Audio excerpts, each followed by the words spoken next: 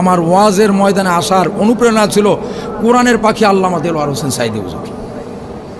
ছোটকাল থেকে আমার আব্বাজান ক্যাসেটে করে ওনার যে ওয়াজগুলো আমাদেরকে শোনাতেন, সেখান থেকে ওনার ওয়াজের যে একটা ইশক বা একটা কণ্ঠ আমাদের ভিতরে ছোটকাল থেকে ওই সুরগুলো আমাদের অন্তরের ভিতরে কলিজার সাথে মিশে আছে।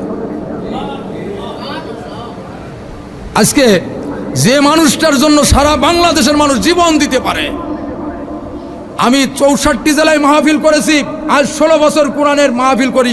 আমি এমন কোনো জেলা পাইনি, এমন কোনো বাড়ি পাইনি যে কোরআনের পাখি আল্লামা দেলোয়ার হোসেন সাঈদীর জন্য না কাঁদে।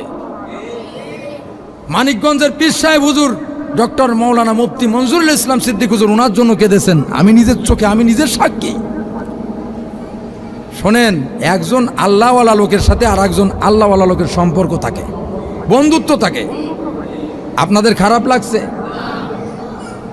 আমি কি এখানে আপনাদের টাকা বা অন্য কিছুর জন্য এখানে আসছি? আমাকে ভাড়া করে নিয়ে আসছেন, আল্লাহ কবুল করছেন বিদায় আমি আসছি।